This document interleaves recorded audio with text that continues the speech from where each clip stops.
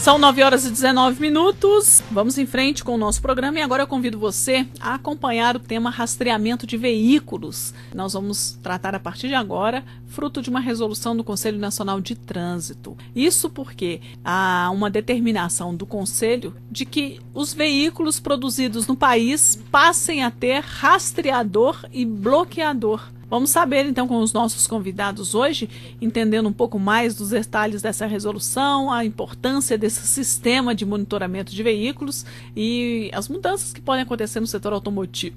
Nós temos já conosco na linha Marco Saltini, que é vice-presidente da ANFAVEA, a Associação Nacional dos Fabricantes de Veículos Automotores. Fala conosco de São Paulo e vamos saber dele, então, a partir de quando essa mudança começa a aparecer. Doutor Marco Saltini, bom dia. Muito bom dia, André. Bom dia aos ouvintes também da Rádio Nacional.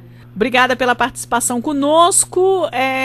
A partir de que data os veículos saem de fábricas com rastreador? A partir de 31 de janeiro, obrigatoriamente, uma parte inicia uma introdução do rastreador nos veículos. Então ele entra inicialmente com 20% da produção.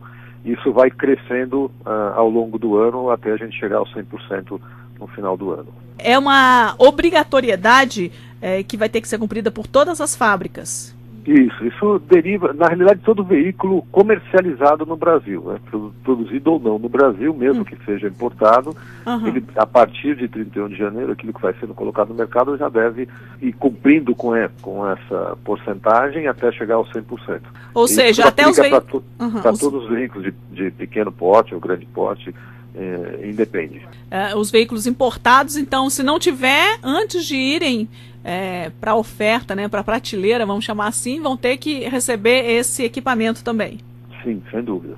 E isso o senhor está falando aí que vale para todos os veículos? Caminhões também vão passar a ter que ter isso? Os veículos, por exemplo, trator numa fazenda, todos esses veículos terão que ter obrigatoriamente esse rastreador? Não no caso de tratores, mas veículos rodoviários automotores que trafegam na via pública, esse sim. Então aquilo que está licenciado tem que ter, ou seja, a partir de 31 de janeiro começa essa implantação.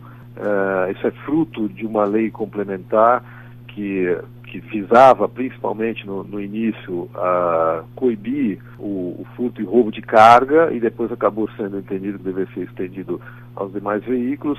Os veículos saem com equipamento, agora a legislação faculta ao proprietário do veículo a decisão se ele quer ativar o sistema ou não. Então, se ele quiser, ele contrata um serviço de rastreamento, o veículo está preparado para isso, e aí ele passa a fazer o rastreamento do seu veículo. O fato de ter o rastreador não obriga o comprador a contratar o serviço, né? Não. A decisão é dele, nem poderia, né? Ele é que toma a decisão se ele quer contratar esse serviço ou não. E aí ele pode escolher livremente quem opere no mercado para fazer esse rastreamento.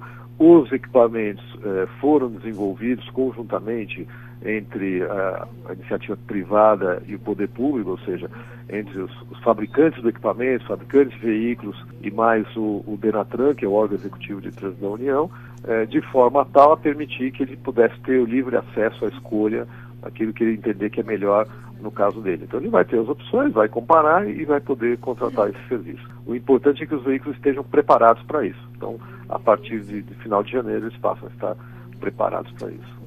Pois não. Doutor Marco, eu vou convidar o senhor também a acompanhar conosco nessa mesa redonda do Revista Brasil aqui, da nossa Rádio Nacional, a participação do Dr. Vanderlei Sigali, que é diretor executivo da Associação Brasileira das Empresas de Gerenciamento de Riscos e de Tecnologia de Rastreamento e Monitoramento.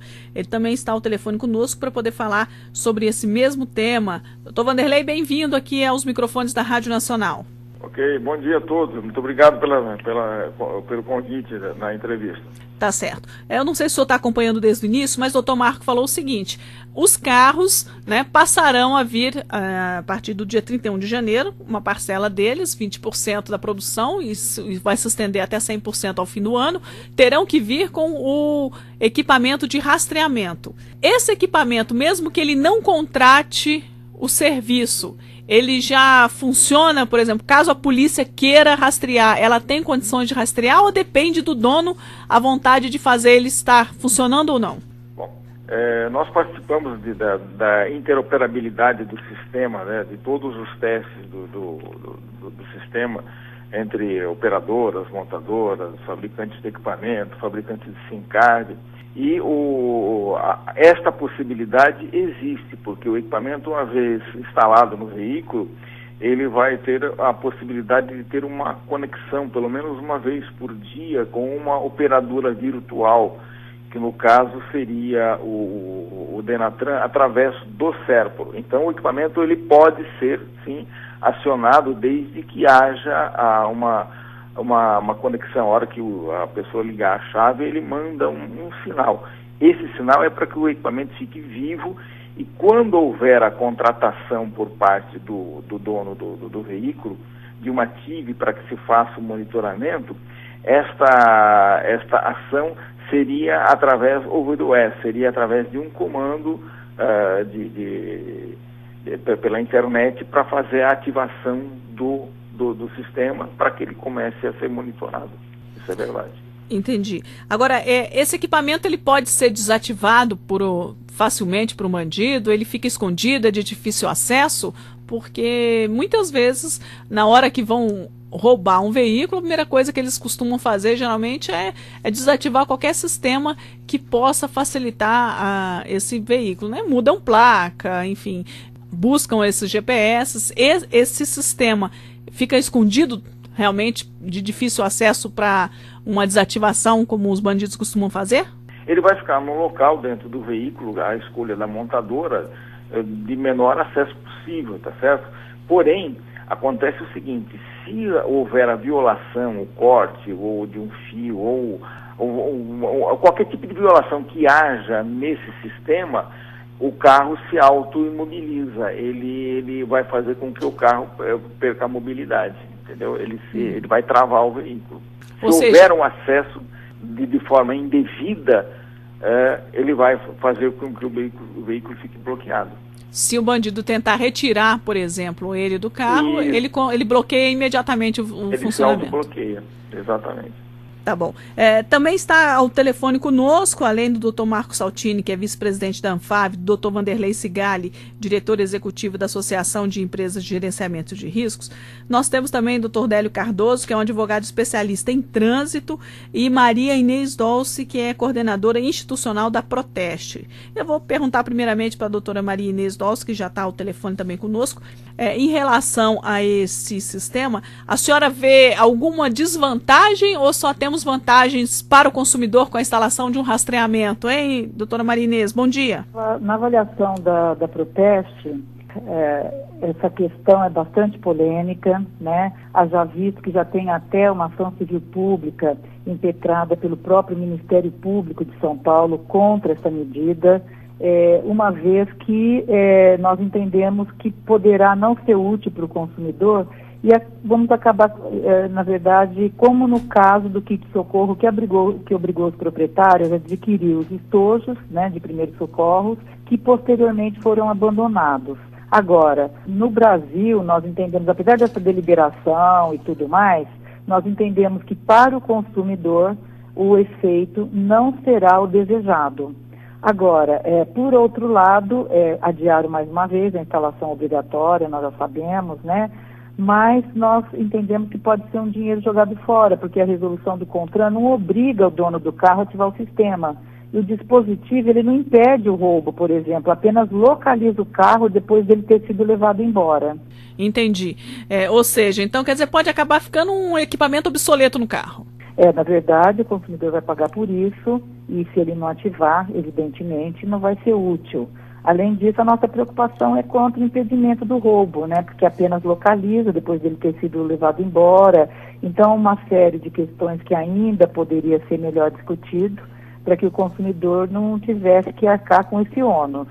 Tá certo. Dr. Délio Cardoso, que é advogado especialista em trânsito, também conosco na linha. Dr. Délio, bom dia, tudo bem? Bom dia, como vai? Tudo bem? Tudo ótimo. Como é que o senhor vê à luz do direito o fato da entrada deste equipamento? Ele pode estar, de alguma maneira, quebrando o sigilo das pessoas que vão se sentir vigiadas ao dirigir e circular com seu veículo? Não há dúvida que é uma violação da privacidade do indivíduo, né? Ainda mais quando esse equipamento pode ser detectado mesmo sem ativação por parte do cidadão.